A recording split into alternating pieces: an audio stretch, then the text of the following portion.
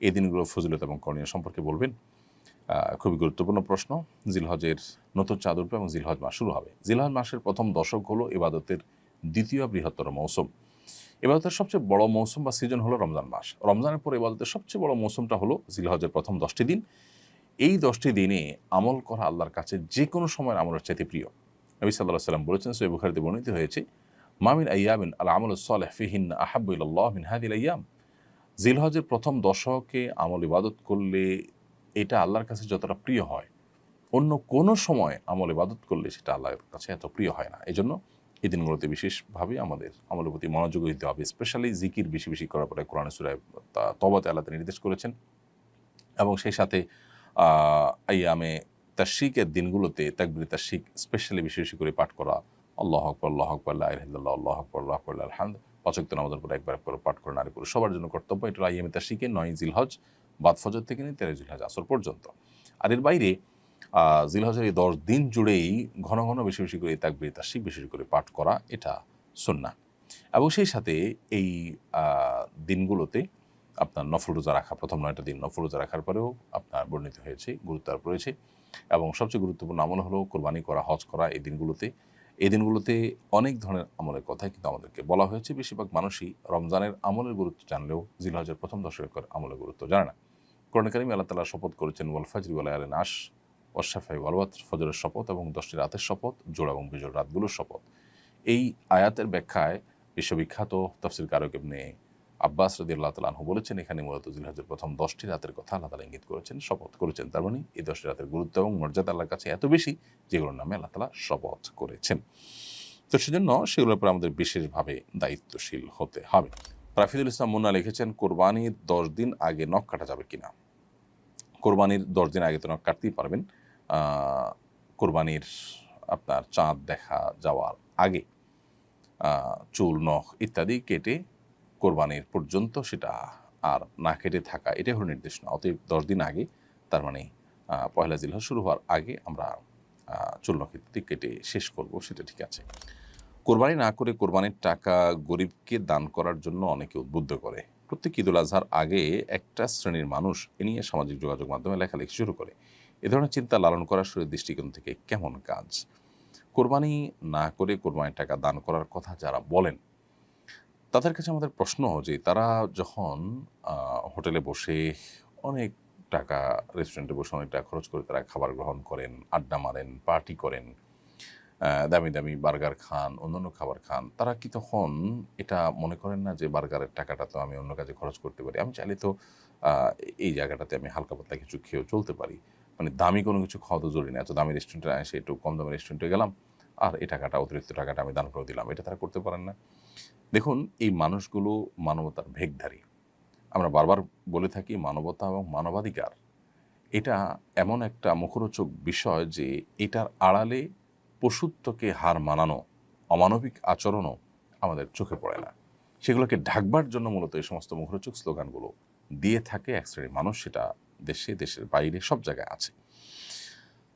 যে ইসলাম আমাদেরকে কোরবানি করতে বলেছে, সেই ইসলাম আমাদেরকে আল্লাহর সন্তুষ্টির জন্য গরিব দুঃখীর মুখে আহার তুলে দেওয়া, সম্পদের জাকাত দেওয়া, রমজানে ফিতরা দেওয়া, খাদ্যদান কর্মসূচিতে অংশগ্রহণ করা, নানাবিধ ভালো কাজ করার জন্য উদ্বুদ্ধ করেছে। অতএব যে কোরবানি করে সে অন্য ভালো কাজও করে, আর যে কোনোটাই আসলে করে না সে কথা বলে বেশিরভাগ ক্ষেত্রেই এবং প্রশ্ন তোলে। দেখুন, কোরবানি এমন একটা ইবাদত যে এটা না হলে গরিব ক্ষতিগ্রস্ত হবে। আমরা জানি যে গত কয়েক বছর ধরে আমাদের দেশে কোরবানির হার অনেক বেশি বেড়েছে। 2022 সালে কোরবানি হয়েছে প্রায় 90,000-এর বেশি গরু। 2023 সালে কোটির ঘরে পৌঁছেছে, 24 সালে এক কোটি কয়েক হাজারে পৌঁছেছে, কয়েক হাজারে পৌঁছেছে। আর গত বছর 1 কোটি কয়েক লাখে পৌঁছেছে এবং প্রতি বছরই প্রায় 1 কোটি গরুর মতো আমাদের দেশে অলমোস্ট কোরবানি হয়ে থাকে। এই যে গরু না, গরু ছাগল মিলিয়ে 1 কোটির মতো কোরবানি হয়ে থাকে। এই যে কোরবানি হয়ে থাকে, ডয়েচে ভেলের রিপোর্ট বলছে যে 1 লক্ষ কোটি টাকার আদান প্রদান এবং লেনদেন হয়ে থাকে কোরবানির এই মৌসুমে, যেটা জাতীয় অর্থনীতির জন্য বিরাট বড় একটা মাইলফলক এবং অনেক বড় একটা অর্জন এবং অ্যাচিভমেন্ট। এবং এর সাথে কৃষকদের গ্রামের গরিব অসহায় মানুষদের, অনেক বিধবাদের স্বার্থ জড়িয়ে আছে। আমরা অন্যান্য বছর দেশের বাহির থেকে, ইন্ডিয়া থেকে গরু আমদানি করে তারপর কোরবানির যে চাহিদা সেটা মেটাতে হতো। আলহামদুলিল্লাহ গত বহু বছর যাবত আমাদের দেশীয় গরু দিয়ে যথেষ্ট হচ্ছে, দেশীয় পশু দিয়ে যথেষ্ট হচ্ছে কোরবানির কাজ করা। ১ লক্ষ পশু মাত্র একদিনে জবে করতে হবে, তার জন্য হাজারো খামারি, কৃষক, চাষি তারা কিন্তু গরু, ছাগল এগুলো লালন পালন করে, বড় করে, এরপরে সেগুলো বিক্রি করে তারা মুনাফা অর্জন করে। অর্থাৎ এই কোরবানিটা অনেক গরিবের স্বার্থকে রক্ষা করে। এরপর আসুন, আমিষের যে প্রয়োজন সেটি অনেক গরিব অসহায় মানুষেরা সারা বছর মেটাতে পারেন না। কোরবানি তাদের আমিষের ঘাটতি পূরণের বা আমিষের প্রয়োজন পূরণের অন্যতম সূত্র বা অন্যতম মাধ্যম।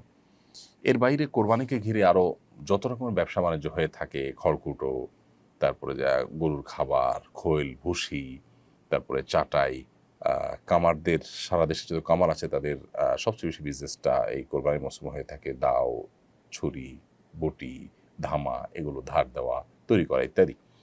এরপরে কাঠের গুঁড়ি তৈরি করে সেটাতে গোশত বানানো, কসাইদের ইনকাম, বহুবিধ শ্রেণীর মানুষ, এমনকি আজকাল তরুণরা অনেকে বিভিন্ন এলাকাতে ছোট ছোট গরুর বিক্রি করার অনলাইন প্ল্যাটফর্ম, অফলাইন প্ল্যাটফর্ম বিভিন্নভাবে তারা তৈরি করে তারা বিজনেস করছে এবং তারাও উদ্যোক্তা হয়ে উঠছে।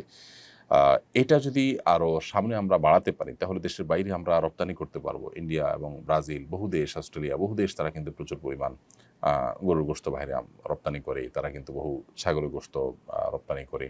দুধ প্রচুর পরিমাণে হয়। আমরা কোরবানি যেই আপনার যেভাবে অগ্রসর হচ্ছে 2022, 23, 24, 3 বছরের হিসাব যদি আমরা বেশ করে দেখি যে 90,000 বা 90,000 প্লাস, সেখান থেকে 1 কোটি, 1 কোটি কয়েক হাজার, 1 কোটি কয়েক লাখ, যেভাবে আমরা বাড়তে যাচ্ছে কোরবানির পরিমাণ এবং পুরো চাহিদাটা দেশেই আপনার পূরণ করার ব্যবস্থা হচ্ছে এবং উৎপাদন হচ্ছে, তাতে ইনশাআল্লাহ এই কোরবানি জাতীয় অর্থনীতিতে অনেক বড় ধরনের ভূমিকা ইতিমধ্যে যেটি রাখছে সেটা আরও অনেক বড় আকার ধারণ করবে ইনশাআল্লাহ তাআলা। আর যারা ইসলাম এবং মুসলমানদের ব্যাপারে যাদের অ্যালার্জি আছে তারা অনবরত সমালোচনা করেই যাবে, যারা জাতীয় অর্থনীতিতে তেমন কোনো অবদান হয়তো রাখার সুযোগই পায়নি। কোরবানি আমাদের সমাজে অনেক সময় সামাজিক মর্যাদার প্রতিযোগিতায় পরিণত হয়। কোরবানির এই বিচ্যুতি কীভাবে রোধ করা যায়? এটার জন্য ব্যাপকভাবে কোরবানির যে আসল মহিমা, কোরবানির আসল যে উদ্দেশ্য সেটা নিয়ে আলোচনা বাড়াতে হবে, এটার চর্চা বাড়াতে হবে। কোরবানি যে আসলে ত্যাগের কথা বলে, কোরবানি যে আসলে স্যাক্রিফাইসের কথা বলে, এখানে যে আল্লাহর উদ্দেশ্যে নিবেদনের কথা বলে সেটি আলোচনা করতে হবে। আল্লাহ বলেছেন কোরবানি সম্পর্কে, ইন্নামা ইয়াতাকাব্বালুল্লাহু মিনাল মুত্তাকিন, আল্লাহ মুত্তাকিদের কোরবানি গ্রহণ করবেন, তাদের কোরবানি আল্লাহ রাব্বুল আলামিন অ্যাকসেপ্ট করবেন। সো কোরবানি যদি আল্লাহর জন্য না হয়, মুত্তাকি হিসেবে কোরবানি যদি করা না যায়, তাহলে সেটা আল্লাহর কাছে গ্রহণযোগ্য হবে না।